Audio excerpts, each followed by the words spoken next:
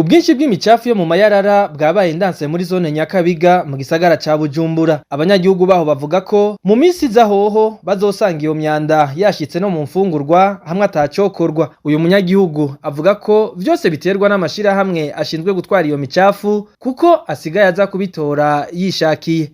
Ariko ikibazo c'imicafu iri mu mpangu z'abantu mu vyo baba batetse akoresheje yateye ikibazo kweri cane gose. Imvura iriko iragwaho usanga vyasanzaye kubera ababijejwe kubitora bataza. Kubwo abanyagisagara ca Bujumbura rero amakosa yose agaruka ku mukuru w'igisagara ca Bujumbura kuko atigera ashira mu ngiro ivyo yasezeranye. Aha bakavuga ko mu minsi heze yari yategetse ayo mashirahamwe ko ategerezwa kwamatwara iyo micafu y'ayo mayarara gatatu mu kwezi, ariko ubu hakaba hahera amezi arenga 3 idatwawe.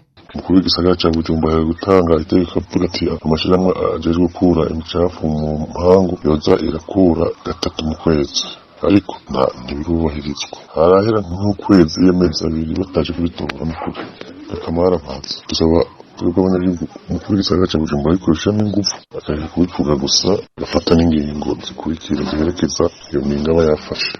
Ivyo rero biruko mu gihe n'umugambi wo gusukura igisagara ca Bujumbura waheruka gutanguzwa n'umukenyezi w'umukuru w'igihugu Angeline Ndayishimiye kwa 19 Ntwarante uyu mwaka wa 2024 kugeza ubu wabaye akamizwe n'ingoma kuko atana kimwe urahindura mu bijanye n'isuku mu gisagara. RPA ntiturashobora kuronka umukuru w'igisagara ca Bujumbura kugira agire icyo ashikirije kuri iyo myidogo.